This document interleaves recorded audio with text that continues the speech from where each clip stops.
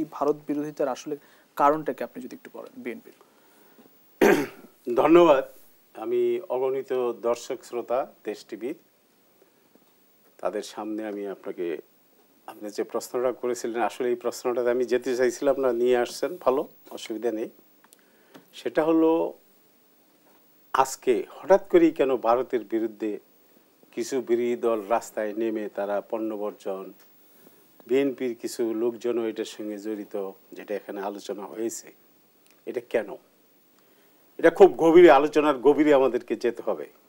কারণ ভারত কিছুক্ষণ আগে আমি বলেছি যে আমাদের স্বাধীনতা সংগ্রামে তারা যথেষ্ট তাদের অবদান রেখেছে এবং শ্রদ্ধার সঙ্গে সেই আমরা অবদানকে স্মরণ করি।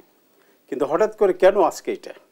সেটা একটি মাত্র কারণ হলো আজকে ভারত বারবার বাংলাদেশের এই ক্ষমতা নিয়ে, এই ক্ষমতার পালা বদলের যে রাজনীতিটা শুরু হয়েছে সেটার সঙ্গে ভারত অঙ্গাঙ্গিভাবে জড়িত।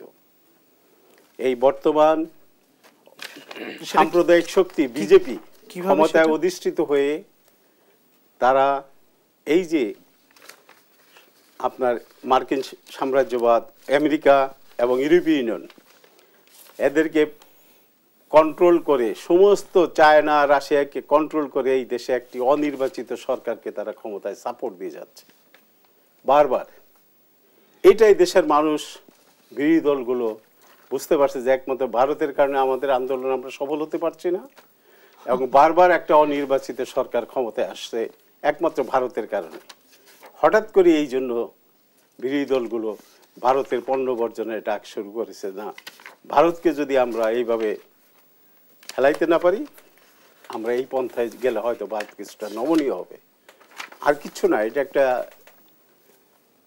আপনি আন্দোলনের সফলতার কথা বলছেন, বিএনপিকে আসলে সত্যিকার অর্থে বা আপনারা যারা বিরোধী দল হিসেবে মাঠে আছেন, যে জনগণকে কি সম্পৃক্ত করা সম্ভব হয়েছে?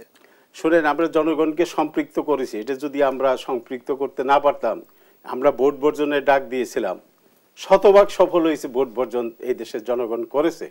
যেহেতু এটা একটা ডামি নির্বাচন, এটা সুষ্ঠু নির্বাচন না, সেই জন্য জনগণ আমাদের সঙ্গে সম্পৃক্ত হয়েছিল। হ্যাঁ, আপনি বলতে পারেন যে তারপরও আপনারা কেন ক্ষমতা থেকে এদেরকে সরাইতে পারলেন না। আমরা পারি নেই, এটা আমাদের ব্যর্থতা, এটা আমরা অস্বীকার করব না। কিন্তু মানুষ আমাদেরকে আমাদের ডাকে সাড়া দিয়ে নির্বাচন বর্জন করেছে। ৯৮% মানুষ নির্বাচন, এবং ইভেন আওয়ামী লীগের সদস্যরাও ভোট দিতে যায়নি।